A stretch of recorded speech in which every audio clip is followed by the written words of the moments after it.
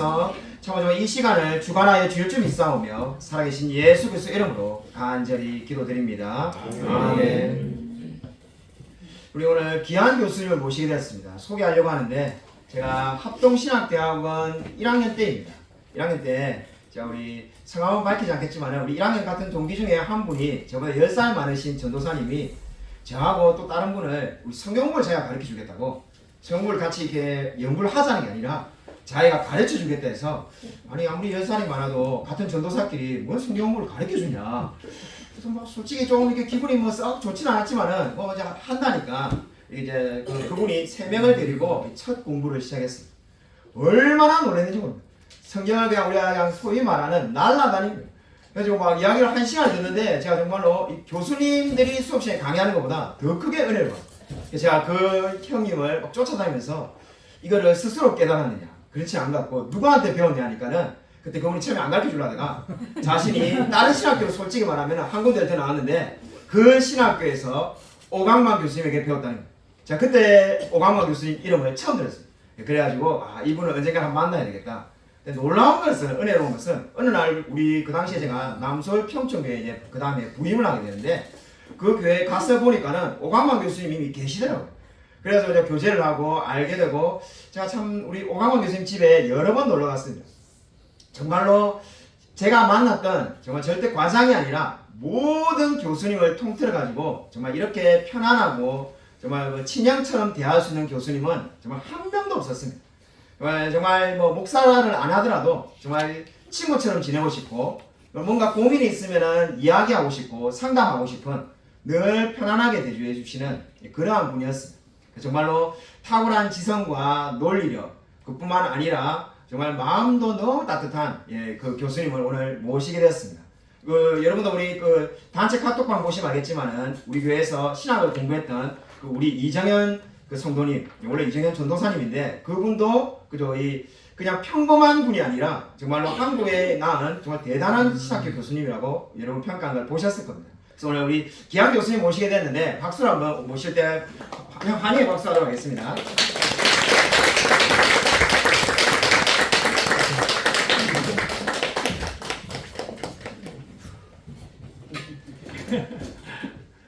김 목사님 소개해 주셔서 감사한데 탁월한 지성은 없는지 몰라도 저를 친근한 사람으로 봐준 것에 대해서는 정말 감사하게 생각합니다. 전 기본적으로 살아오면서 생각한 것이 제가 교수든 목사든 같은 인간이면 친하게 지내는 것이 참 좋다고 생각해요. 가끔 사람들이 놀랍니다. 목사며 뭐 교수인데 위험 같은 것 없이 처음엔 저기 얘기하면서 몰라요. 근데 노는 거 좋아하고 유머 감각 조금 있고 그래서 사람들과 친하게 지내다 보니까 오히려 저를 편하게 대해주시는데 저는 저를 선생님으로 알고 깍듯이 뭐 존경하면서 선생님께 대접해 주는 것보다 이렇게 편하게 대주는 사람을 더 좋아합니다. 그래, 아마 진짜 김성희 목사님이 제 직접 제자는 아닌데 직접 제자가 아님에도 불구하고 우리 집에 자주 또는 많이 놀러 온 사람 중에 한 분이에요. 그만큼 저를 편하게 대준 거에서 정말 감사하게 생각하고 약간 섭섭한 것은 아니 그렇게 뭐 배우고 싶고 뭐 탁월한 지성 그렇게 하면서 왜 이렇게 한 번도 안 불렀어. 늦게나마 불러주셔서 감사합니다.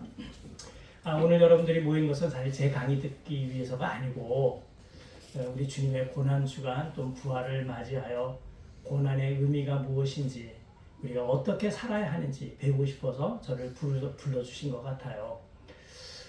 평상시는 예수님의 고난에서 좀 생각하지 않으신 분들도 이 기간쯤 되면은 예수님의 고난을 생각하고 그리고 고난에 좀 동참하기 위해서 한국 사람들 경우에는 이제 성금요일이라고 부르는 금요일에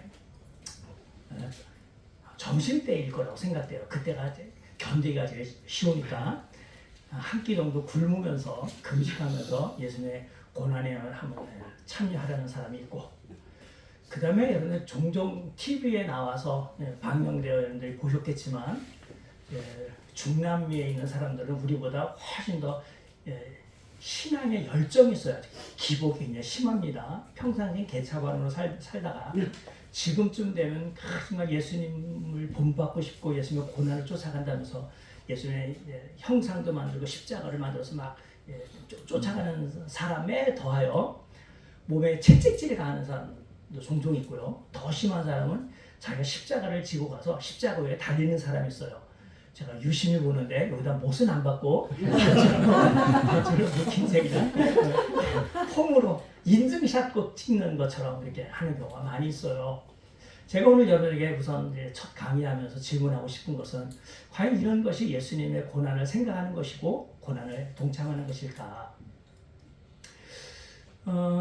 합심교단에 속하여 있는 교회는 다 그렇게 있고 그 다음에 그렇지 않은 장로교회에 속한 여러 교단에 있는 교회들도 그러하겠지만 적어도 지금쯤에는 고난주간으로 지키고 금요일 날은 금식하도록 그리고 여기에 더하여 요즘은 그 디지털 금식도 이제 강조하는 것 같아요. 그 정확히 뭐라고 해야 되지? 미디어 음식, 예. 그래서 평상시 우리가 매여 사는 핸드폰 같은 거 안 보고 TV도 보지 않고 지내는 거로 예수님의 고난에 동참하려고 해요. 제발 그러지 마세요. 그런 거 갖고 고난에 동참한다는 그 명함도 못 내미는 거야. 오늘 제가 여러분들과 강의하면서 교회가 고난을 어떻게 지켜왔는지 한 5분 정도 설명을 드리고 오늘 제 강의 드리도록 하겠어요. 교회는 처음부터 구약이 끝나고 신약 시대가 접어들면서 예수님이 주님이시라는 것, 또 예수님이 우리를 위하여 행하신 구속 사역을 생각하면서 모임을 가졌어요. 그래서 유대인들이 하나님께 예배하는 것과 다른 방식으로 예배를 드리기 시작했는데 그 대부분의 내용이 예수님이 마지막에 제자들과 함께 있으면서 자기 살과 피를 나눠주신 그 행사를 거행했습니다. 이것은 내 몸이다. 이것은 내 피다. 그리고 바울 사도가 말하는 것처럼 예수님의 죽으심을 오실 때까지 전파하는 것이다 하는 것을 생각하면서 교회는 주로 성만찬 중심의 예배를 드렸어요. 모임을 가졌다는 말이에요. 근데 그렇게 하다 보니까 신앙심 있는 사람들은 물론 99.99%가 세속인들이 살고 있는 사회에서 뜨문뜨문 보여지는 예수 믿는 사람들이 신앙생활하는 것이 쉽지가 않아요. 그래서 지하 아니면 남이 다 잠자는 밤중에 모여서 예배를 드리면서 주로 성만찬 의식을 행하며 예수님을 기리는 예배를 드렸던 것이죠. 그러다가 이제 조금 목소리를 높일 쯤 되니까 찬송도 부르고 성경을 구하게 되니까 성경도 구해서 읽고 아니면 예수님의 말씀이나 사도들로부터 들은 사람들이 전해주는 말씀이 전에 저래 와서 내가 누구에게서 이런 말씀을 들었는데 하면서 자기가 알고 있던 몇 개를 알려준 겁니다. 우리처럼 성경도 없었어요. 그래서 교회 안에 성경 한 권 보유하기도 쉽지 않은 그러한 시대에 예수님의 성만찬이 굉장히 중요한 모임을 중심이 되었던 것이죠. 자, 그런 식으로 사실은 한 400년 정도 지냈습니다. 그러다가 그들의 삶이 어쨌든 예수님을 죽으심을 기념하면서 신앙생활을 하다가 주후 313년에 콘스탄티노스 제1대제가 기독교도 이제 국가의 종교로 인정한다 하니까 지하에 있던 교회가 지상으로 올라오기 시작했어요. 마음 놓고 예배를 드립니다. 다들 그렇지는 않았지만 신앙심이 좋은 교회에서는 우리의 삶이 예수님의 생애를 중심으로 생을 조율하는 것이 좋겠다 생각하여 교회력이라고 하는 것을 만들었어요. 예수님의 생애 기념할 만한 것은 이 땅에 오신 탄생, 그리고 예수님의 죽으심과 부활, 그리고 조금 더 연장해서 나간다면 부활 이후 50일이 지난 다음에 가진 오순절, 이때 마침 성령이 오셨으니까 성령 강림주를 생각하면서 신앙생활을 했었던 것이죠. 그렇게 해서 만든 것이 교회력이라고 하는 겁니다. 자, 교회력, 예수님의 탄생, 죽으심, 부활, 오순절 강림, 이걸 생각한다면 우리는 무엇을 하면 좋을까 하다가 다른 건 다 떠나서 지금 우리가 기념하는 고난주간과 부활주일과 관련해서는 이렇게 하기로 했어요. 예수님이 제자들과 함께 마지막 저녁 식사를 하시면서 자기 몸과 피를 주신 것을 기념하는 성만찬과 이틀 사흘 후에 부활하신 것을 기념하는 그것을 생각할 뿐만 아니라 그 사건이 우리를 구원하시고 또 우리를 하나님의 백성 되게 하는데 중요하게 작용했던 사건이니까 이 사건을 오랫동안 생각하기 위해 개발한 것이 소위 여러분들이 궁금해하는 사순절이에요. 그러니까 고난주 이전 4번의 열흘, 그래서 사순이 10순자잖아요. 그래서 40일 정도를 고난을 생각하면서 예수님의 행적을 더듬어 나가면서 묵상하는 거예요. 그때 개발한 것이 예수님의 고난을 생각한다면 우리가 지금처럼 잘 먹고 잘 살고 편안하고 오락을 즐기면서 살 수는 없겠다. 적어도 사순절만큼은 우리가 금욕을 해야지. 금식을 해야지. 최소한 우리가 즐기면서 살던 세상 삶과 단절하면서 살아야지 하면서 단절하면서 살기 시작했어요. 자, 그런 것을 교회력에 넣어서 교회가 이렇게 살아야 된다는 걸 강조하고 하는 것을 제일 처음에 개발한 교회는 동방교회예요. 콘스탄티노플, 오늘날 이스탄불을 중심으로 형성된 그 교회에서는 일찍이 4세기에 그것을 교회력으로 발표했고, 로마를 중심으로 하는 서방교회에서는 주후 7세기에 와서야 비로소 이것을 교회력으로 발표하면서 교회가 모든 일정을 예수님의 성탄을 기다리는 대림절, 성탄 때 예수님이 이 땅에 오신 주현절, 그리고 고난주간 이전 40일 사순절 지내고, 그 다음에 사순절 이후 부활절, 부활절 이후 오순절까지 가는 50일 동안 지내면서 교회 생활을 다 거기에 맞춰서 생활을 했던 거예요. 자, 그러다 보니까 신앙심이 있던 사람은 아까 얘기한 것처럼 이때 어떻게 하면 좋을까? 고난주간에는 금식하고 금욕하고 그 다음에 자기 몸을 학대하고 자기 죄를 생각하고 하는데, 그때 이제 개발했던 것 중에 하나가 죄의 수요일이라고 하는 거 혹시 들어보셨어요? 우리는 흙에 와서 흙으로 가는 존재다. 우리는 분토와 같은 존재다 하는 걸 기념하기 위해서 자기 몸에서 죄를 딱 부리는 거야. 근데 금요일 이틀 전인 수요일에 하는데, 그 죄는 어떤 것이 좋을까? 예수님이 이제 예루살렘에 가실 때 사람들이 환호했던 종려나무 가지를 태워서 한 그 죄가 효험이 있다고 생각해서 그걸 태우는 거야. 그런데 그때 구할 수가 없으면 어떻게 하겠어요? 그래서 장사하는 사람들이 이때를 기해서 종려나무 재를 빡 하고 만들어서는 교회다가 파는 거예요, 한꺼번에. 그럼 그걸 사가지고 이마에 바르거나 그냥 이마에 점으로 찍는다 했다가 손으로도 바른 사람도 있고, 그냥 찍는 것보다 십자가형이 더 효험이 있겠다 싶어요. 십자가. 손에도 십자가. 이런 식으로 개발을 하기 시작했어요. 그리고 아까 얘기한 것처럼 40일 동안 먹는 걸 라마단처럼 잘 먹지 않고 그러다 보니까 사람들이 몸이 쇠약해지잖아요. 그래서 개발한 것이, 그러면 이때 우리가 고기 중심으로 음식을 많이 먹지 않는다면 40일을 잘 나기 위해서는 우리 몸에 영양분을 저장해야 되겠다 싶어서 만든 것이 사육제예요. 카니발이라고 부르는 이 카니발이 채식주의자를 뭐라고 그래요? 베지터리언이라고 그러죠. 그 다음에 식인인 사람들을 뭐라고 그래요? 사람 자봉인 사람들? 카니발리스트라고 그래요. 거기서 나온 거야. 그러니까 육식을 먹는 거지. 그래서 사순절 되기 전까지 진탕 육식 먹고 마지막 되는 날 나와서 사람들이 축제를 하는 거예요. 지금도 가톨릭 교회가 유행하는 스페인과 프랑스에서는 사육제가 굉장히 중요한 절기 중에 하나예요. 근데 이게 지금은 종교와 전혀 관계가 없는 그냥 행사가 돼버렸어요. 자, 성경이 없이 사람이 만든 것들을 처음에는 좋은 의도로 시작했을는지 모르겠지만 나중에 이것은 그냥 재미나는 행사로 나가게 되는데, 제가 볼 때 요즘 사람들이 고난주간 지키는 것도 그냥 의례껏 지키는 교회 행사가 되어버리지 않았나 하는 생각이 듭니다. 여러분들에게 오늘 예수님의 고난과 현대 교회의 의의 또는 의미에 대한 강의를 해달라고 부탁을 받고 제가 강의를 하게 되는데, 김 목사님이 제 성향을 너무 잘 아신 것 같아요. 이런 주제로 강의 부탁하면 좋겠다 싶어서 우리 교회 오시는데 교수님 그냥 아무 주제나 해주세요 한 게 아니라 주제를 정해줬어요. 근데 제가 말씀드렸지만 저는 한 2개 정도 이야기를 하는 중에 제가 이 주제가 좋다고 생각하고 이걸 내가 덥석 물었습니다.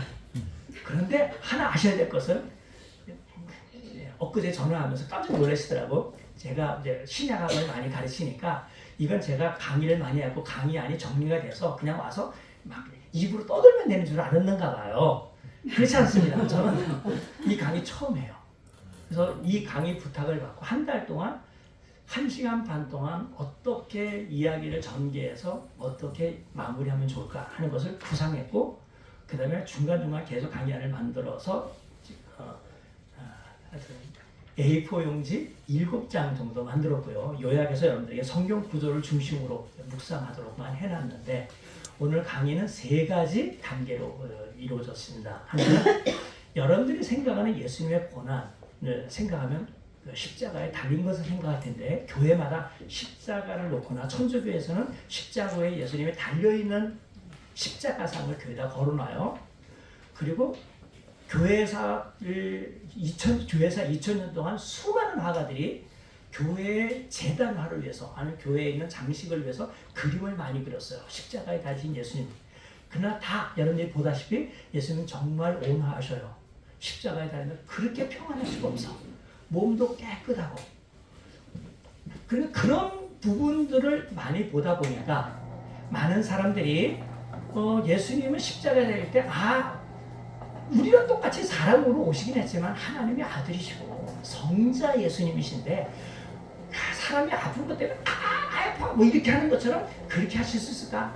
이걸 감내하셨을 거야. 정말 편안한 상태의 십자가에 돌아가신 거로 생각하는데 아까 제가 얘기했던 사람들이 고난주간에 당할 때 그걸 행하는 그 의식들이 예수님의 십자가의 고통이 어떤 줄 모르기 때문에 그런 거라고 생각해요. 그래서 오늘 강의 첫 번째는 예수님의 고난을 인간적인 측면에서 볼 때 얼마나 참혹한 형벌이었는가 하는 것을 제가 사실적으로 묘사해 드릴 것이고요. 두 번째는 그런 예수님이 왜 그런 험악한 고난을 당하셨을까? 그것이 그것에 가지고 있는 성경적인 의미가 무엇일까를 우리가 묵상할 거예요. 세 번째는 우리입니다. 예수님이 이렇게 십자가에 못 박혔다는 것이 우리에게 어떤 의미가 있을까? 우리가 예수님을 믿고 예수님의 사람이라는 의미로 예수 그리스도를 본받아 크리스천, 그리스도인이라고 이름을 붙이는데 예수님을 본받는 사람으로서 우리가 예수님의 고난을 우리 삶 가운데 어떻게 적용해 나갈 것인가 한 세 부분으로 나누겠고요. 공평하게 3분의 1, 3분의 1, 3분의 1 시간을 배정했습니다. 지금부터 해서 3분의 1 시간 나눠서 세 주제를 말씀드리도록 하겠습니다. 첫 번째 주제는 예수님은 도대체 어떤 고난을 겪으셨는지 예수님의 고난 겪으신 거에 대한 이야기를 하겠습니다. 우선 복음서를 보면 예수님이 이 땅에 사시면서 고난을 겪으신 것은 3종류로 분류가 되는데 그분은 하나님의 아들이시고 하나님과 본체이신 하나님이시지만 이 땅에 오셔서 사람으로 되어 사람을 대할 때 그들이 예수님의 본질을 알아보지 못하고 모욕하고 배척하고 거부했어요. 요한이 요한복음 1장 11절에서 얘기했듯이 자기 땅에 오매 자기 백성이 영접지 아니했다. 이건 소극적으로 쓴 거예요. 영접지 않은 정도가 아니라 배척을 했어요. 거절해버렸다는 것이죠. 그것도 예수님이 당하는 고난 중에 하나예요. 예수님의 신분에 맞는 대접을 하지 못했으니까. 좀 더 직접적으로 예수님을 순환이라고 하는 이름을 써서 우리가 예수님의 고난을 생각한다면 예수님은 사람들에게 신문을 당하셨어요. 나중에 최후의 심판 때 모든 사람들을 재판하실 재판장이신 그분이 인간 재판장 앞에 재판을 할 그 당사자 앞에서 재판을 받으셨다는 거예요. 이것도 우리가 생각하면서 정말 심각한 문제로 고민할 필요가 있죠. 온갖 신문을 다 당하셨어요. 그리고 실제적으로 신체적인 학대를 당했고 예수의 마음을 굉장히 괴롭히는 조롱과 모욕 그러니까 언어적인 폭력도 당하셨습니다. 그리고 그 당하신 고난의 절정이 십자가에 처형당하신 것인데, 바로 두 번째 내용, 예수님이 이제 재판을 당하시고 최종적으로 이 사람 사형 중에서도 십자가 처형이라는 판결이 내리자마자 그 애가 당하셨던 내용이 마태복음 27장 27절부터 31절에 있습니다. 제가 읽어드릴게요. 여기 보면 이에 총독의 군병들이 총독 수하의 군인, 즉 빌라도가 그 당시 총독이었는데 총독을 호위하는 군인들이 한 600명 있었어요. 그러자마자 그들이 예수님의 옷을 벗겼습니다. 이제 십자가에 못 박는 절차예요. 옷을 벗겼는데 빨개 헐딱 벗긴 거예요. 그러니까 성화에 나오는 주요 부분을 하얀 천으로 이렇게 가리고 그런 거 없어요. 그냥 빨개 헐딱 벗긴 거야. 그리고는 홍포를 입혔어요. 붉은색. 그건 여러 사람이 입다 벗었다 하는데 빨래한 게 아니고 걸레 같은 옷을 그냥 딱 입힌 거예요. 단지 그 당시 염색하는 것이 비쌌기 때문에 왕만 입을 수 있는 옷인데, 이가 왕이라고 막 생각한다고 생각했고, 예루살렘에 들어올 때 사람들로부터 왕 취급을 받았으니까, 그래 너가 왕이니까 하면 우리가 왕대우 해주겠다라고 하는 퍼포먼스를 행한 겁니다. 빨간 옷을 입히고 왕이 관을 써야 되는데 황금관 주기는 아까우니까 가시예요. 우리 아카시아 가시 한 3배 정도 길고 굵은 그걸로 엮은 가시를 했는데 아플까봐 살짝 하진 않았겠죠. 그렇죠? 그냥 탁 눌러서 했을 거예요. 그때 예수님은 외마디 비명을 악하고 질렀을 겁니다. 틀림없이. 그리고는 그 머리에 세운 그것만도 아픈데 그 위에 갈대를 가지고 때렸어요. 그냥 맴매가 아니에요. 온 힘을 다해서 격을 한 거예요. 내리칠 때마다 또 악악 소리 지르셨겠죠. 예수님은 고통 못 느꼈겠어요? 마취 주사 맞지 않으셨어요. 그냥 생살에 가시 박히고 때리면서 그 가시가 피부를 계속 자극하니까, 신경을 자극하니까 아픔이 있었던 것입니다. 그리고는 조롱하는 투의 행동을 했어요. 그 앞에 무릎을 꿇고 희롱하여 이르되 유대인의 왕이요 평안할지어다 라고 하고, 말만 한 게 아니라 침까지 뱉었어요. 우리 사회에서도 남 앞에 침을 뱉는 것, 그것도 면상에 침을 뱉는다는 것은 굉장한 모독행위죠. 예수님은 그런 모독을 당하셨습니다. 그리고는 갈대를 빼앗아 그 머리를 쳤고, 희롱을 다하며 홍포를 벗기고 도로 그의 옷을 입혀 십자가를 못 박는 그 형장으로 옮기셨습니다.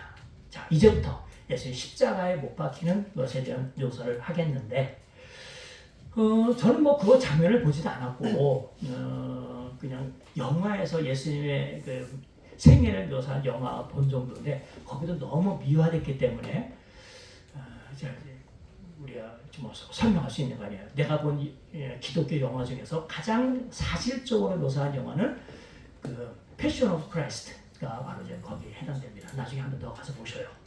굳이 보실 필요 없습니다. 제가 설명드리는 것만 들으시더라도 예수님의 십자가 처형이 어땠는지 알 수 있는데, 마침 다행히 독일의 튜빙겐 대학교의 신약학을 가르쳤던 마르틴 행겔이라고 하시는 분이 1976년에 그 신약학을 연구하는 사람들에게 길이 남을 만한 책을 한 권 쓰셨어요. 얇은 책인데 십자가 처형이라는 책입니다. 거기서 당대 십자가 처형은 어떻게 실시했고 십자가 처형은 어떤 의미가 있고 하는 것을 쭉 설명을 했어요. 자, 그래서 제가 일부에 말씀드리는 내용 중에 상당 부분은 마르틴 행겔의 십자가 처형에 나오는 예수님이 당하신 십자가의 모습을 묘사한 겁니다. 물론 저는 예수님의 십자가 처형과 관련된 책을 한 권 번역한 적도 있어요. 플레밍 러트리치라고 하는 미국에서 활동하시는 영국 국교회 신자, 성공의 목사님이신 여자분이 쓰신 책인데 700페이지 정도 되는 굉장히 두꺼운 책이고요. 거기에는 그 성경적인 묘사뿐만 아니라 여러 문학청의 책에 묘사되어 있는 십자가에 대한 묘사와 사람들이 당하는 고난의 모습을 딱 해줬어요. 너무나 방대하기 때문에 그 책은 제가 언급하지 않고 마르틴 행겔의 십자가 처형에 나오는 이것을 사실적으로 묘사하겠습니다. 일단 십자가에 달린다는 것은 수치와 경멸을 의미합니다. 십자가형은 희생자들에게 최대한 모욕을 가하는 방법이었습니다. 십자가형은 폭도들, 매국노, 노예 반란을 일으킨 자들에게 내린 형벌로서 극도로 잔혹하여 야만인들의 처형 방식으로 알려졌습니다. 그런 까닭에 로마는 자국민들에게는 절대로 이런 형벌을 내리지 않고 피정복 국가의 주민들에게만 로마 제국에 도전할 때는 이런 식의 대우를 받는다 하는 것을 교훈할 목적으로 본보기로 십자가 처형을 내렸습니다. 십자가 처형은 그것을 바라보는 백성들에게 동일한 죄를 범하지 말라는 경고와 교훈을 주려는데 목적이 있었습니다. 그래서 로마 제국은 범죄자를 최대한 잔인하고 고통스럽게 그리고 오랜 시간 나무에 매달아 누구나 볼 수 있는 곳에서 형을 집행했습니다. 처형 과정에서 범법자를 먼저 매질하는 것이 표준이었습니다. 십자가 처형은 형 집행자에게 원하는 만큼 때리고 괴롭힐 수 있는 권한을 준 그러한 형벌입니다. 채찍질과 함께 고문이 가해지기도 했습니다. 일반적으로 좀 전에 마태복음 27장 읽었듯이 범법자는 옷이 벗겨지고 목은 고랑에 매어 죽을 때까지 매질을 당했습니다. 어떤 채찍으로 때리길래 그런 매질을 당했을까요?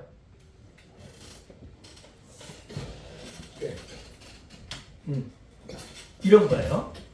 일반적인 채찍에 가죽끈을 보통 해갖고 때리는데 여기에 울퉁불퉁하게 되어 있는 것은 쇠붙이나 뼈를 거다 해서 실오락이 걸치지 않은 그 사람에게 기둥에 묶고는 사람이 보이는 피부에 가차없이 가두겠습니다. 머리서부터 몸통 발끝까지 뒤, 앞, 옆 할 것 없이 계속 때리는 거예요. 채찍 끝에 쇠붙이나 뼈 조각을 매달아 내리치는 채찍질을 한편 십자가형으로 오래 지속되는 고통을 얼마나 아팠으면 감소시키는 데 도움이 되었고 채찍질의 아픔은 이후 십자가형의 통증을 완화시키는 일종의 마비 효과를 지녔습니다. 그렇다면 범죄자는 십자가에 달리기 전에 이미 견디기 힘든 아픔을 겪었던 것입니다. 채찍질이 끝나면 사형수는 본인이 달릴 형틀을 사형 집행 장소로 지고 가거나 끌고 가는데 그 고통의 무게로 인해서 이렇게 해서 이미 고통을 한껏 맞이하고 거기에 맞은 곳마다 나오는 피로 인해서 진액이 계속 빠져나가는 겁니다. 그 힘없는 사람이 자기가 질 가로측을 어깨에 메고 가거나 그래서 십자가 퍼포먼스 할 때 십자가를 지고 하는 것은 아니에요. 그냥 쇼야 이거는. 원래는 세로축은 형장에 눕혀 있고 그다음에 가로축만 메고 가는 겁니다. 그 무게로 인해서 이것을 지고 가는 범법자는 혀가 개 여름에 호흡하기 위해서 이렇게 느리는 것처럼 혀가 이렇게 늘어졌다고 해요. 형장에 도착하면 사형 집행자는 범죄자의 양팔을 벌린 채 형틀에 못을 박았습니다. 가기 전에 얼마나 맞았는지 눈이 뽑힌 사람도 있어요. 눈이 뽑힌 채 십자가에 달리는 경우도 있었습니다. 집행자는 십자가의 가로축을 일으켜 세워 작은 나무로 만들어진 비스듬히 기울어진 자리에 앉혀서 못 박는데 십자가 이렇게 축 늘어지니까 그걸 좀 아픔을 덜하게 하기 위해서 앉히는 게 아니라 고통을 오랫동안 지속하면서 누리도록 하려고 하기 때문에 십자가 가로축이 세로축이 있으면 여기에 나무 앉는 의자를 딱 대는데 이걸 이렇게 된 게 아니라 이렇게 된 거예요. 거기다 기름칠을 했습니다. 그러니까 아파서 이렇게 되려고 하면 기름 때문에 미끄러지는 거예요. 그러니까 힙불을 올려들었다 내려들었다 올렸다 내렸다 하는 식의 십자가형을 드는데, 자, 십자가 모습 한번 보여주세요. 이렇게 생긴 거예요. 그러니까 우리가 성화에서 보는 예수님의 모습과는 다르죠. 온 몸이 그러니까 피투성이가 된 채 이렇게 있고, 손바닥보다는 이쪽에 손목에 십자가를 이제 못을 박았을 가능성이 커요. 많은 사람들이 추측하는데, 여기다가 우리 이제 사모님 잘 아실 거예요. 간호사시니까. 만약에 이 뼈의 구조상 여기에 못을 박으면 우리의 온몸이 참 늘어질 때 이 뼈가 견디지 못하고 못이 이렇게 빠져나오기 때문에 툭 그냥 떨어집니다. 그러니까 떨어지지 않도록 하려고 여기에 박았는데, 여기 보니까 나무까지 해서 여기 잘 들어갈 수 있도록 박은 것으로 됐고, 이 사람이 앉아있는 여기가 바로 그 의자예요. 그리고는 축 늘어질 수도 있고 이렇게 할 수도 있고, 이거는 뭐 이제 하는데 보통 그 당시 1세기에 발견된 그 뼈에 보니까 이 부분에 장못이 박혀 있는 것이 발견이 됐어요. 그렇다면 우리가 알고 있는 것처럼 예수님이 이렇게 발을 뻗친 채 밑에다가 받쳐지는 않았겠죠. 우리는 이렇게 발을 이렇게 하고 위당 못을 박잖아요. 그게 아니라 복숭아 뼈 있는 근처 바로 밑에다가 못을 박은 것을 보면 아마 이런 식의 십자가에 못 박혔을 가능성이 아주 큽니다. 온몸에 성한 데 없이 빨가벗긴 채 이렇게 되었어요. 이제는 끄셔도 됩니다. 십자가에 못 박힌 이 사람은 죽을 때까지 거기에 있게 되는데, 십자가에 못 박힌 것을 잘 아는 동물들이 있어요. 새와 들개들이 자기의 먹잇감을 먹기 위해서 거기에 배회하다가 딱 저항할 힘이 딱 떨어지는 순간 새는 공중에서부터 공격하고, 들짐승은 밑에서부터 해갖고서는 형틀에 죽은 범죄자의 살을 먹었습니다. 그렇지 않다면 어쨌든 죽을 때까지 십자가에 달려 날이 질 때까지 올려놓거나, 심지어는 이 십자가에 달린 것도 모자라 죽은 사람을 거기다가 불을 질러서 밤에 등불로 이용할 정도였습니다.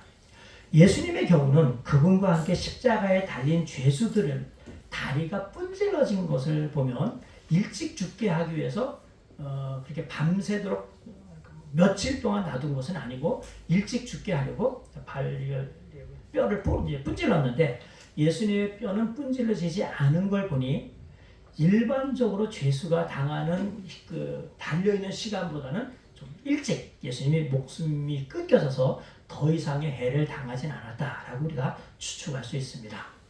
복음서에 보면 예수님은 오전 9시에 십자가에 못 박혔고, 정오 12시에 온 세상 그 지역이 암흑 천지가 되어 3시간 동안 지내고, 오후 3시에 아버지여 내 영혼을 받으시옵소서라고 하는 말씀을 마지막으로 예수님은 운명하였습니다.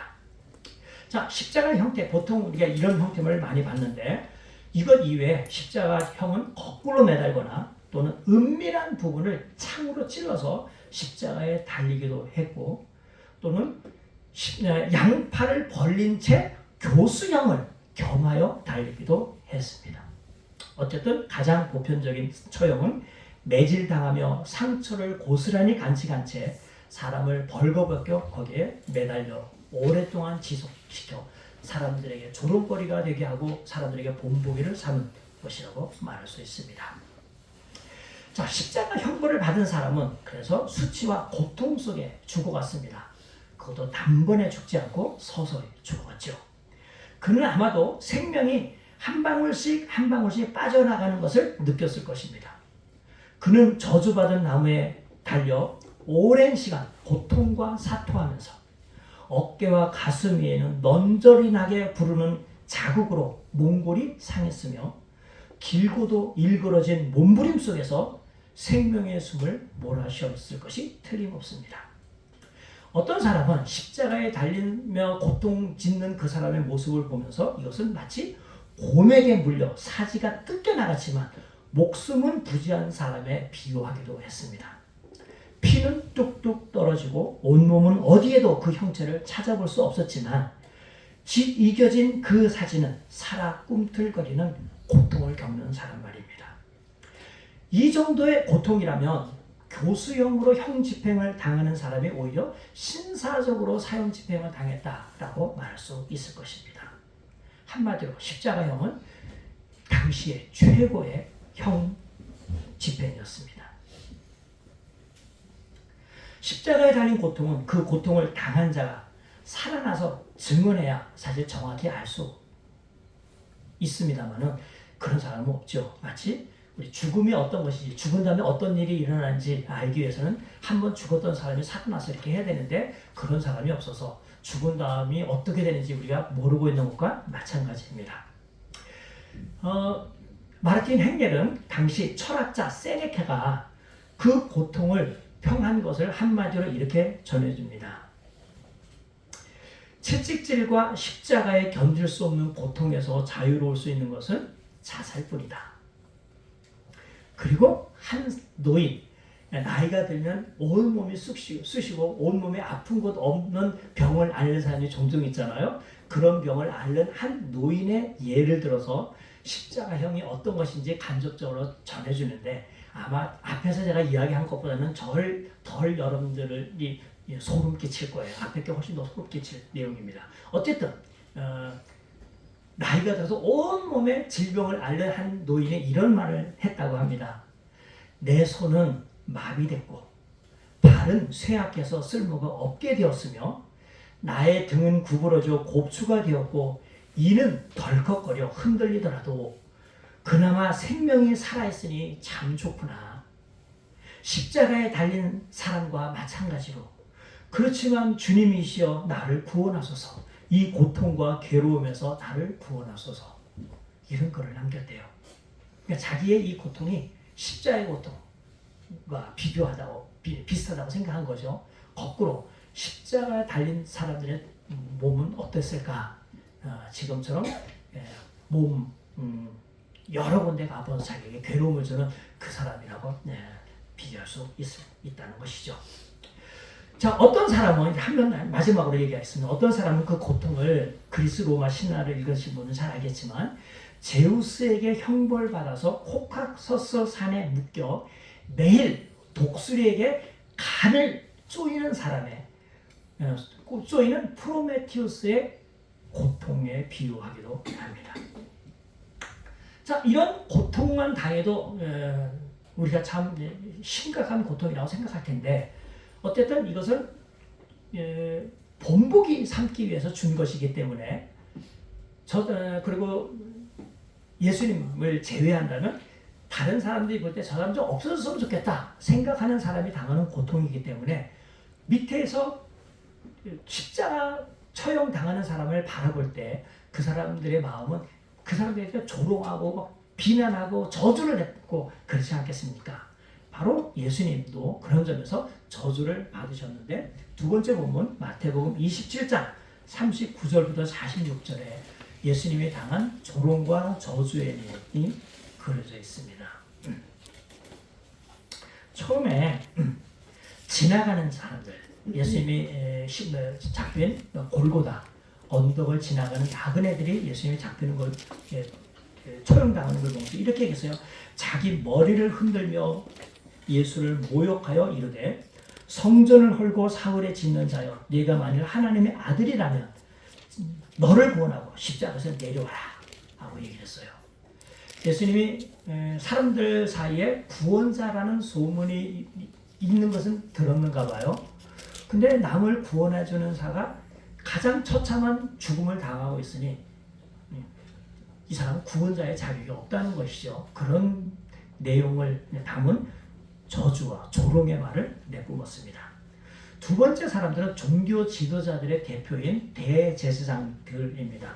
당시 제사장들이 한 700명이 24대로 나눠서 성전을 이렇게 지켰는데 성전을 봉사했는데 그 24 장로들 반열에 반장급 되는 사람을 대제사장이라고 불렀어요. 그 사람이 24명 정도 될 텐데 그 사람들이 다일지 아니면 일부일지 모르겠지만 어떤 당시 총집계나 대제사장들과 서기관들 그리고 백성들의 대표인 우리식으로 하면 국회의원쯤 되는 그 장로들이 모여서 원로애들이죠. 말하자면 로마의 원로애들 같은 그런 사람들이 예수님을 희롱했습니다. 똑같은 말로 그가 남은 구원하였으되 자기는 구원할 수 없도다.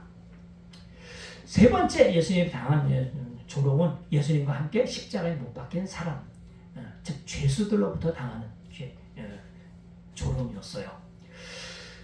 다른 복음서에서는 예수님을 욕하고 저주하는 사람도 있다고 했고 누가복음에서는 한 사람만 그랬고 다른 사람은 그렇게 하지 않았다라고 표현했지만 마태복음에서는 어쨌든 달린 두 사람이 다 예수님을 모독한 것으로 되었습니다. 예수와 함께 십자가에 못 박힌 강도들도 이와 같은 내용으로 조롱했다 하는 거예요. 예수님은 종교 지도자들로부터 평민들로부터 그리고 정말 저급한 정말 십자가에 처형 당해 마땅한 그 사람들로부터 조롱을 받았으니 한마디로 하면 예수님은 그에 해당되는 범죄자 취급을 당했다라고 말할 수 있습니다.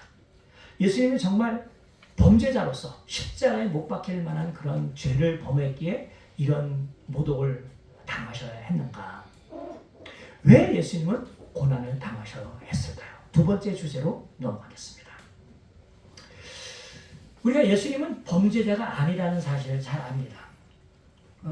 물론 복음서에서 전해준 내용을 우리가 예수님에 대해서 아는 전부이고 살았을 당시 예수님을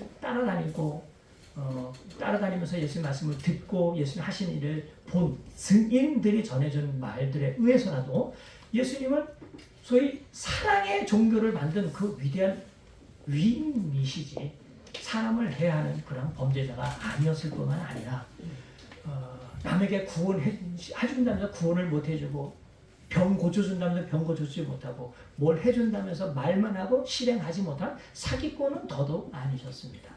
그런데 왜 예수님은 극악무도한 범죄자와 함께 십자가에 못 박혔을까요?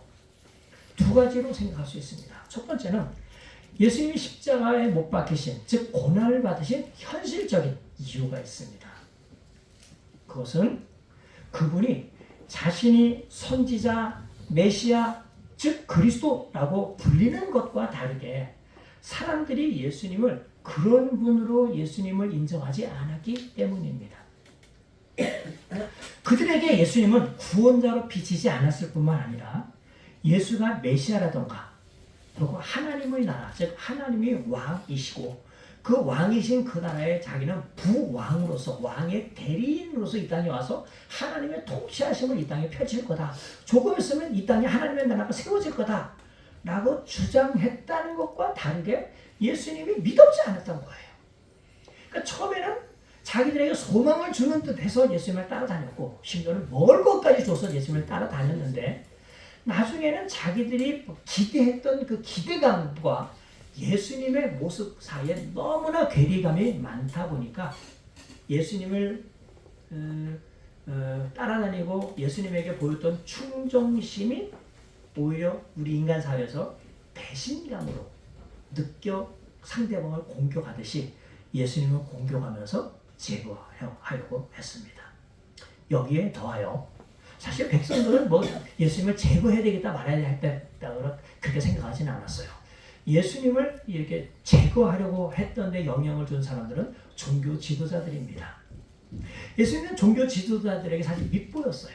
눈에 가시 같은 존재였습니다. 자기들이 백성들을 잘 다스리고 백성들에게 뭘 해준다고 생각하고 있는데 예수님의 교훈은 자기들의 교훈과 늘 마찰 빚었어요. 자기들은 잘못이고 하나님이 보낸 사람들을 늘 핍박했고 마지막으로 하나님의 아들을 죽일 거다라고 하는 말을 들었을 때 그들은 예수님을 제거하지 않고는 자기들의 위치를 유지할 수 없다라고 판단을 했습니다. 예수님의 교훈을 가만히 보면은 많은 사람들도 심지어 제자들까지 예수님을 자기들에게 가르치는 서기관과 바리새인 그리고 율법 교사들의 교훈과 완전히 다른 걸 가르친다는 것을 금세 눈치챘어요. 그래서 아직 예수님께서는 일찍이 제자들에게 이렇게 말을 합니다. 혹시 너희들이 들었는지 모르겠지만 내가 율법이나 선지자를 폐하러 온 줄로 생각하지 말아라. 내가 너희가 들은 옛사람에게 말한 바, 옛사람들이 너에게 가르친 바, 이런 말들에 대하여 내가 다르게 얘기한다고 해서 율법과 선지자를 폐허로운 줄로 생각하지 말아라. 사실은 율법과 선지자의 내용의 본의를 내가 정확하게, 그 풍성한 내적인 의미까지 내가 바르게 가르치려고 왔다 하는 말씀을 해주셔요. 그게 마태복음 5장 17절부터 20절, 21절부터 48절에 나오는 예수님의 말씀의 핵심이에요. 옛사람에게 말한 바, 이렇게 저렇게 했다는 말을 너희가 들었으나 그러나 나는 너에게 말하노니 하는 말씀을 많이 하셨어요.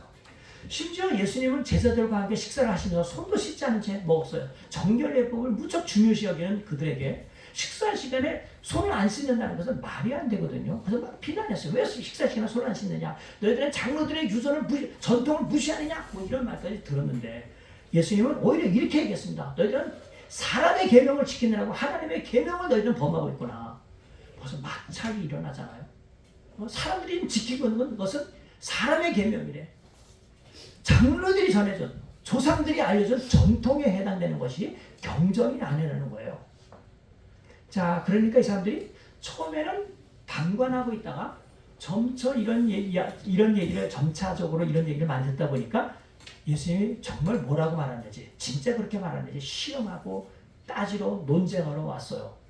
논쟁해 보니까 백성들 사이에 퍼져있던 소문과 정확하게 일치한다는 것을 알게 됐거든요.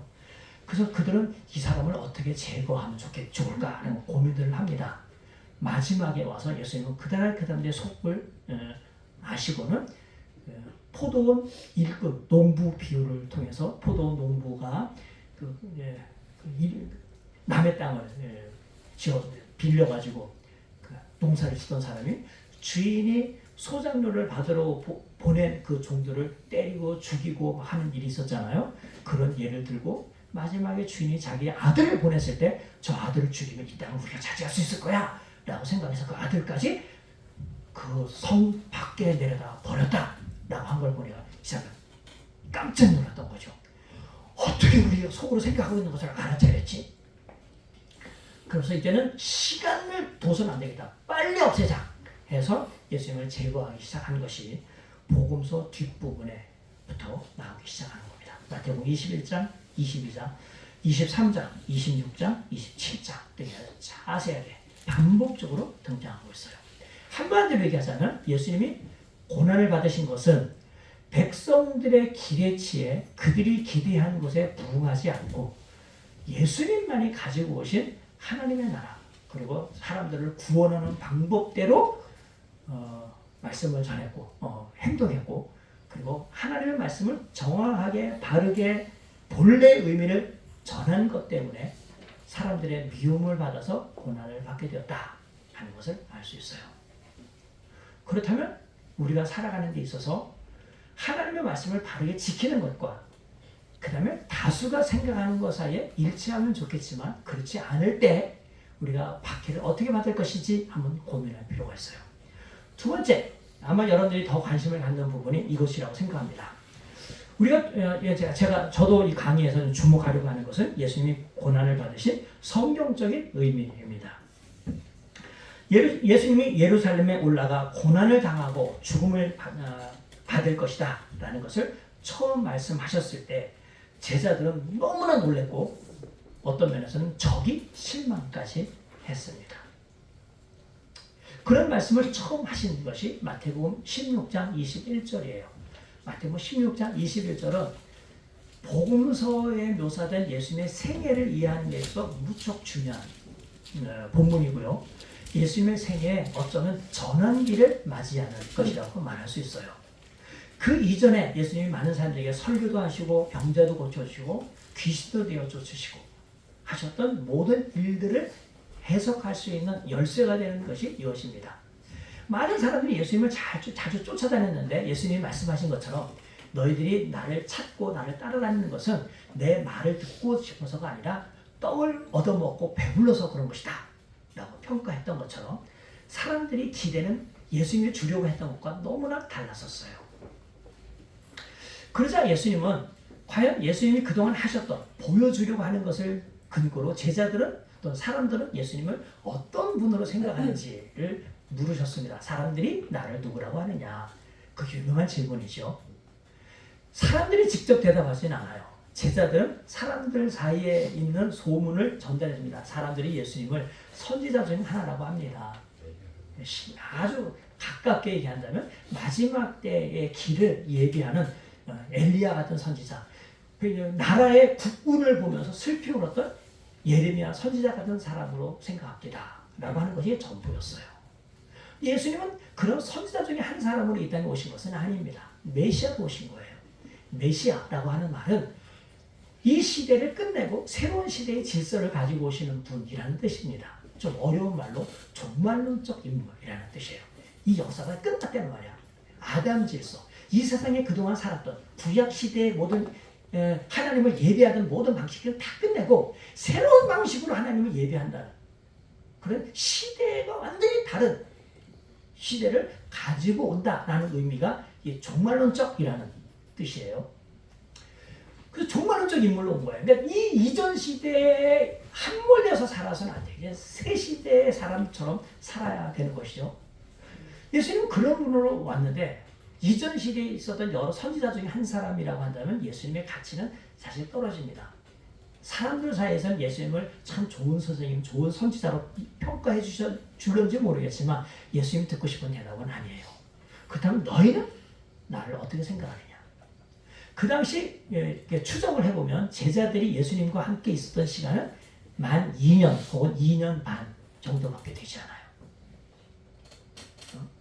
매일같이 말씀을 들었을까? 아니면 일주일에 한 번씩만 들었을까? 우린 잘 몰라요. 예수님의 말씀을 공식적으로 듣고 MT에 가서 함께 자고 밥 먹고 목욕도 같이 하고 사우나 같이 하고 뭐 그래서 상대방 인간됨을 잘 알듯이 제자들은 단지 예수님과 그렇게 뒹굴면서 살았던 것밖에 없어요. 그런데 제자들은 백성들과 역시 다른 점이 있었습니다. 이렇게 예수님에 대한 신앙 고백이죠.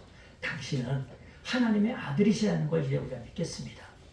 그리고 새로운 시대를 가져오신 종말론적 인물 메시아입니다. 선지자들이 기대했던 바로 그분 그리스도십니다. 이게 굉장히 중요한 신앙 고백이에요. 그런데 문제는 여기 있어요. 예수님의 제자들도 예수님을 십자가에 못 박은 유대인들과 마찬가지로 유대인이었거든요. 그들 유대인 사회에서 메시아는 이 시대를 끝나고 새로운 시대를 가지고 오면 이전 시대에 하나님을 믿었던 의인들을 다시 살려서 부활시키고 새로운 시대를 시작하여 오랫동안 그 백성들과 함께 있으면서 외적의 침략으로부터 원수들로부터 백성들을 보호하고 하나님을 예배하고 정말 새로운 시대를 가지고 올 분으로 기대했어요. 영원한 세대를 가지고 오실 분. 근데 그 메시아가 뭐라고 말하냐면 내가 이제 예루살렘에 올라갈 거고 거기까지는 괜찮았어. 근데 올라가면 갑자기 긴장되죠. 그러나 뭐 그런 것처럼 다 좋은데 그러나 뭐 그런 것처럼 올라가면 근데 종교자 지도자 이름을 하나씩 다 부릅니다. 그렇죠? 대제사장들과 서기관과 장로들에 의하여 고난을 당하고까지는 들어줄 수 있어 죽임을 당하고 할 때 사면 깜짝 놀랐어요. 아니 메시아가 죽다니. 그 다음에 하셨던 말은 제자들의 귀에는 들어오지 않았어요. 사흘째 되는 날, 셋째 날에 내가 다시 살아날 것이다. 바로 그 말이 끝나자마자 베드로는 펄럭 화를 내면서 뛰어나서 절대로 그런 일이 있을 수 없습니다. 내가 다 맡겠습니다. 이야기할 정도였어요. 그리고는 예수님은 계속해서 당신이 이렇게 하신 것은 하나님이 나를 이 땅에 오셔서 이루려고 하는 사명이고 그 사명을 내가 실천해야 되겠다라고 말씀하셨으며 이런 말씀을 몇 차례 더 말씀하셨습니다. 쉽게 말하자면 여기에 제가 좀 설명하느라고 말을 좀 강조하지 못했는데 예수님 뭐라고 하시냐면 인자가 나는 이런 뜻입니다. 나는 예루살렘에 올라가 고난을 당하고 죽임을 당하고 살아나야만 할 것이다. 반드시 그렇게 해야 하는 존재다. 라고 말씀하셨어요. 다음이 I must do. I ought to do, I should do 라고 하는 말을 쓰신 거예요.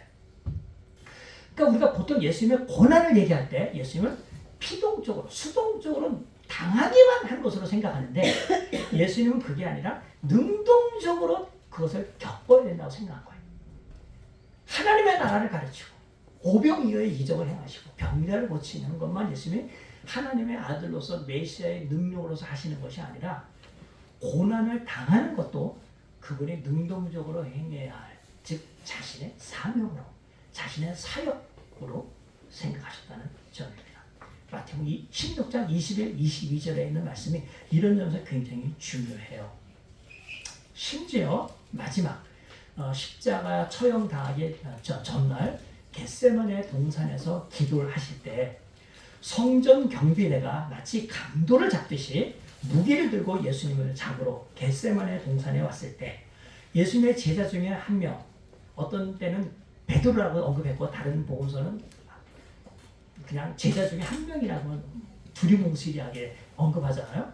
예수님을 지킬 요량으로 칼 빼갖고서는 그 예수님을 잡으려고 오는 그 군병들을 막 저항해서 싸우다가 마치 거기에 앞장서 있던 그러니까 제사장의 종을 쳤는데 얘가 피하다, 분명히 머리를 생각하고 가격을 했을 거예요. 근데 얘가 피하다가, 물론 저로 봐서 한참 어르신이니까 그 어르신 그렇게 해야 되겠지만 그 종이 피하다가 귀가 그냥 잘려졌어요. 한번 생각해 보세요. 어떤 사투가 벌어졌는가? 혈투 벌어졌는가? 예수님은 그 귀를 잡아서 그 종에게 다시 붙여줬어요. 그리고는 예수님에 대한 충정심을 표현한 그 제자를 오히려 꾸짖었습니다.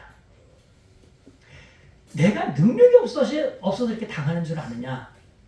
나는 말만 하면 하늘에 있는 천군, 소위 여호와 사바옷, 만군의 여호와라고 부르는 하나님 주위에 있는 하늘의 군대를 얼마든지 동원할 권세가 없다고 생각하는 내가 무능력하게 이걸 당하고 있는 줄 생각하느냐? 그리고 하셨던 26장, 마태복음 26장 54절이 무척 중요한 부분이에요. 이런 일이 있으리라 한 성경이 어떻게 이루어지겠느냐? 예수님은 성경을 성취할 목적으로 스스로 고난의 길에 들어갔는데 그 성경 성취가 과연 무엇이냐는 거예요. 예수님도 사실 인간이었기 때문에 그가 당하는 고난이 정말 심각하다는 걸 알아서 겟세마네 동산에서 기도할 때 여러분들 잘 알듯이 아버지여 이 잔을 내가 마시지 않고 지나가게 할 수 있다는, 내가 이것을 겪지 않고 아버지께서 나를 통하여 이루시려는 그 일, 구원인데 인류를 구원하는 그 일을 행할 수 있으면 얼마나 좋겠습니까? 그렇게 좀 할 수만 있다면 좀 해주십시오 라고 간청했어요. 그리고는 아마 한 15초 정도는 쉬셨을 것 같아요. 이건 내 욕심이지, 그렇죠? 그러나 나의 원대로 마옵시고 아버지의 원대로 하기를 원합니다. 부활 이후에 엠마오로 가는 도상에서 어떤 두 사람과 이야기를 나누는데 옛날 제자였어요.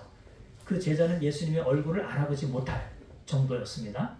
예수님은 다 알아봤고 걸어가다가 뭐 예루살렘에 있었던 이야기를 하는, 며칠 전에 예루살렘 어떤 사람이 예수가 죽었는데 다시 살아난다는 소문이 있더라. 이 사람 소문으로만 알고 있는 거예요. 그러자 예수님은 꾸짖으면서 이렇게 말씀하셨어요. 누가복음 24장 27절과 44절에 있는데 너희가 성경에 메시아가 와서, 그리스도가 와서 죽임을 당하고 부활해야 될 것이라고 기록된 것을 너희 깨닫지 못하느냐. 율법과 선지자와 시편에 이런 메시아의 생애에 대하여 기록한 것이 있다 말씀하셨어요. 말하자면 1차적으로 예수님이 고난을 능동적으로 받아들인 것은 메시아의 죽음과 고난과 관련된 성경을 이루려고 하는데 목적이 있습니다. 자, 그럼 우리 이제 관심사가 여기 있어요. 예수님이 정말 이렇게 해서 그 성경을 성취하려고 한다면 예수님이 성취하려고 했던 그 본문은 과연 무엇이었겠습니까? 복음서 저자들은 구약 성경 여러 군데를 인용합니다.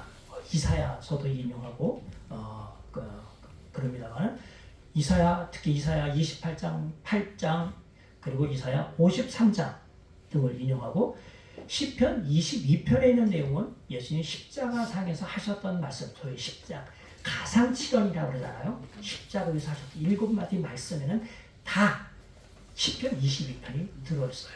자, 그렇다면 예수님이 성취하려고 하는 구약 내용들을 우리가 다 찾아볼 수는 없지만 특별히 예수님께서 염두에 두시고 입 밖으로 읊조리셨던, 내뱉으셨던 그 성경들, 또 복음서 저자들이 예수님의 고난을 묘사하면서 자주 인용하는 이사야 53장과 관련한 내용을 우리가 살펴보면 예수님의 고난당하심과 죽으심의 성경적 의미가 무엇인지 우리는 알 수 있을 것입니다. 그래서 처음 이사야 53장에 있는 부분을 찾아봐 주시면 좋겠습니다. 위에 있는 본문 그 순서대로 말씀을 드릴게요. 일단 이사야 53장 12절이 언급되어야 했는데 12절은 빼고 4절만 여기 언급했네요. 12절부터 보세요. 아까 예수님의 십자가의 처형에 대한 사실적 묘사에 보았듯이 이사야 53장에도 이런 말씀이 있어요. 여호와의 종이 자기 영혼을 버려 사망에 이르게 하며 범죄자 중 하나로 헤아림을 받았다. 나의 종이라고 했으니까 우리가 여호와 또는 하나님의 종이라고 말할 수 있겠죠. 그 하나님의 종이 사람들에게 고난을 당하고 있는데 그 당하는 고난을 범죄자 중 하나의 취급을 받는다 하는 말로 평가를 했습니다. 두 번째 본문은 4절입니다. 그가 범죄를 하지 않았는데 어떻게 범죄자 취급을 받았느냐를 앞부분에서 소개하고 있어요. 그는 실로 우리의 질고를 지고 우리의 슬픔을 당하였다. 그가 당한 아픔, 그가 당한 죄 때문에 형벌을 당하는 것이 아니라 우리가 당하는 고통, 질고, 고는 그 다음에 슬픔을 당하고 있다 하고 평가를 했어요. 6절 여호와께서 우리의 모두의 죄악을 그에게 담당시키셨도다. 물론 그가 능동적으로 이 짐을 지기도 했지만 하나님께서 그에게 지어주었대요. 하나님의 계획과 그 여호와의 종이 하려고 하는 일 사이의 일관성을 우리는 살펴볼 수 있습니다.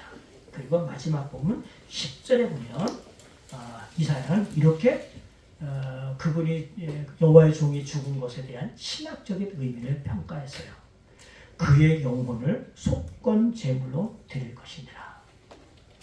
레위기 1장부터 7장에 묘사된 우리가 범죄했을 때 그 범죄를 용서받기 위하여 드리는 속죄제, 속건제에 해당되는 속건 제물로 드렸다는 겁니다.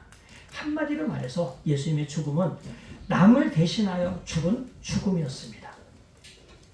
유명한 마가복음 10장 45절 본문에서 본문에 묘사되어 있는 것처럼 예수님이 제자들의 삶, 또 제자들의 기대치와 다르게 예수님이 예루살렘에 올라가서 하셔야 할 일을 설명하면서 내가 예루살렘에 올라간다고 왕에 등극하여 권세를 누리러 올라간다고 생각하지 말아라.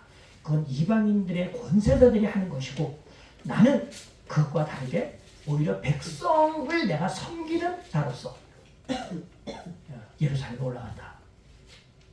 이 말을 하고 나니까 4월 10일에 있을 우리 총선 때 정치가들이 늘 하는 말인 것처럼 저는 여러분들의 신복입니다 라고 해서 표를 얻은 다음에는 그게 아니라 그 자기 지역구에 있는 사람들을 자기 신복으로 만들려고 하는 경우가 많잖아요. 성경을 받고 싶어서 올라가는 거야. 왜냐면 국회의원이 되는 그 특권이 너무너무 많기 때문에 남을 지배하고 싶은 것에 그 쾌감을 이 사람들은 잘 알아요. 흔히 하는 말로 정치의 맛을 알기 때문에 온갖 사람의 비리를 범하서라도 사람들의 욕을 먹어가면서도 굳이 자기가 그 자리에 올라가려고 하는 거죠. 그리고는 허울 좋은 말을 합니다. 저는 여러분들의 신복입니다. 아니야. 근데 예수님은 정말 우리를 섬기려고 예루살렘에 가셔요. 그 말씀의 하이라이트가 나는 내 목숨을 많은 사람의 대성물로 주려 합니다. 자기 목숨을 다른 사람을 대신해서 주는 거예요. 이사야 53장 내용을 한마디로 요약하셨습니다. 이사야 선지자는 여기 말하는 여호와의 종이 누구인지 특정하지 않은 한 인물을 두고 이 말을 했습니다마는 아마도 그는 틀림없이 이사야 53장 전후 상황을 본다면 이스라엘 백성들이 국가적으로 범죄하여 하나님께 징벌을 받아 바벨론의 포로로 잡혀가 있을 때 그 바벨론에서 어떻게 다시 가나안 땅, 하나님이 주신 약속의 땅, 기업의 땅으로 올 수 있을까를 생각하면서 이 말을 한 거예요. 백성들이 거룩해지고 의인이 되었기 때문이 아닌 거야. 여호와의 종 한 사람의 대신 징벌 받는 것으로 하나님께서 그의 백성 전체를 구원하여 주셨습니다. 그건 누군지는 모르지만 어쨌든 하나님께서 이스라엘 백성들을 그렇게 해서 바벨론에서 귀환시켜 이스라엘을 회복시켰던 그 예를 중심으로 예수님이 하셔야 할 일이 이스라엘 백성뿐만 아니라 온 세계 사람들에 대하여 그런 일을 하신다고 이야기하는 것이죠. 제가 주로 복음서는 마태복음을 읽었는데 마태복음을 생각한다면 예수님이 이 땅에 오신 그 날 예수님 자신이 어떤 일을 할지 그 이름 짓는 것을 통해서 밝혀졌어요. 마태복음 1장 21절에 보면 그가 요한이라고도 베드로라고도 그 당시 유명한 이름이에요. 시몬이라고도 이런 이름으로 짓지 않고 여호수아에 해당되는 예수아라고 이름을 꼭 지어야 될 이유가 있습니다. 특별히 그가 할 구원과 밀접한 관계가 있기 때문에. 그래서 그의 아버지 요셉에게 그 아들의 이름을 예수라고 지으라고 천사가 명령을 했어요. 네, 그가 해야 할 일은 그가 그의 백성의 죄를 그 백성을 그들의 죄들로부터 구원할 자이기 때문에 어떤 방식으로 구원합니까? 이사야 53장에 나오는 여호와의 종이 백성들의 질고와 죄악을 친히 담당함으로써 그들을 회복하는 것처럼 회복하시는 거예요. 그러려면 어떻게 돼야 돼요? 자기 자신은 내 주인이 돼야 돼. 범죄자가 아닌데 범죄자 취급을 받으려면 결국 우리가 볼 때는 모욕을 당하시는 것밖에 없고 그 모욕 당하시는 범죄자가 그냥 구류 한 달, 1년 살고 나오는 게 아니고 이런 처참한 죽임을 당함으로써 그 백성들의 죄가 얼만큼 심각한지 보여줄 수 있는 것이죠.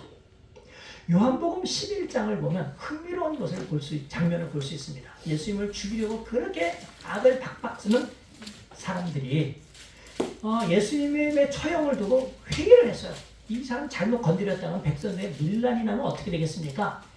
그 다음에 로마 사람들이 우리나라를 더 침범해서 많은 백성들의 살육을 행하면 어떡하겠습니까? 그랬더니 한 사람이 무심코 대제사장이 이렇게 얘기했어요. 우리 백성들이 안전해지는 대신에 한 사람이 죽는 게 낫지. 한 사람이 죽고 나서 우리 백성이 안전하다면 우리 그렇게 해서라도 어떻게 이 사람 제거합시다 라고 얘기한 거예요. 요한이 그걸 보면서 이렇게 해석을 했습니다. 11장 50절과 52절에 한 사람이 백성을 위하여 죽어서 온 민족이 망하지 않게 되는 것이 너에게 유익하니라. 그는 대제사장으로서 앞으로 예수님에게 일어날 일을 자기는 알지 못했지만 여호와의 종으로 죽는 것을 예상하면서 이런 말을 한 것이다 하고 요한은 논평을 했어요. 어쨌든 예수님이 죽으시고 고난을 당하신 성경적 의미는 이사야 53장 이르려고 한 것이 틀림없습니다. 두 번째 본문은 시편 22편이에요. 자, 여기도 시편 22편을 한번 찾아보시면 오늘 순서대로 보시면 됩니다. 시편 22편은 핵심이 의인의 고난, 의인이 있어야 고난을 받는다는 것과 그 고난이 그 의인이 고난을 받는 중에 하나님께 구원을 요청하면 하나님 그 의인의 부르심을 듣고 그 의인을 반드시 구원해 주신다 하는 주제가 담겨있는 시예요. 시편 22편 다시 시편 22편 의인임에도 불구하고 고난을 당해요. 근데 억울하죠. 호소할 수 있는 분은 하나님밖에 없어요. 그래서 하나님을 의뢰하고 하나님 저를 구원해 주십시오 라고 외치는데 하나님은 그 의인의 부르짖음을 멀리하지 않고 들으시고 구원해 주신다 하는 주제가 담겨 있습니다. 자, 그 시편에 이런 내용이 있어요. 22장 1절 내 하나님이여 내 하나님이여 어찌하여 나를 버리셨나이까 엘리 엘리 라마 사박다니 라고 말씀하시면서 예수님은 이 본문을 읽으신 거예요. 6절에 보면 나는 벌레와 사람이 아니라 사람의 비방거리와 백성의 조롱거리다.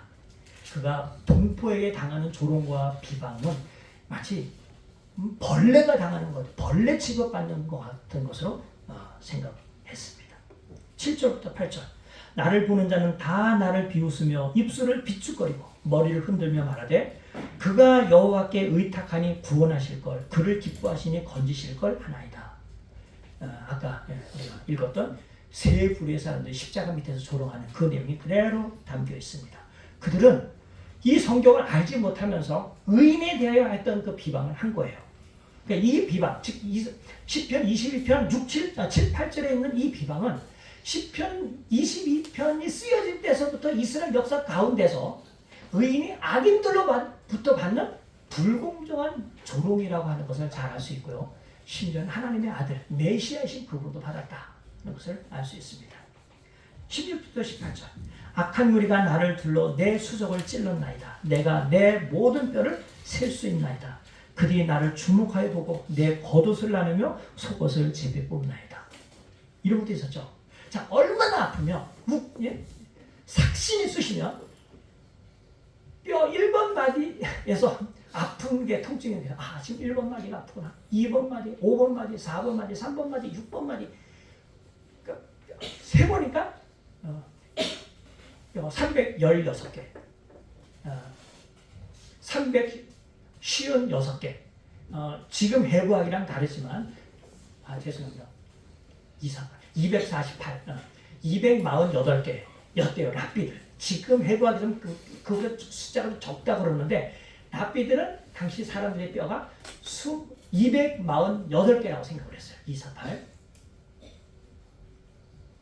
그러니까 그만큼의 아픔을 느꼈다는 것을 자가 쉬라는 표시입니다. 좀 쉬었다 할까요? 아니면 계속 할까요? 계속 하시죠. 아니, 목사님이 얘기하면 안 되고. 한 5분만 브레이크 타임 하죠. 네. 자, 그럼 5분 브레이크 타임 하고. 내가 불러가지고.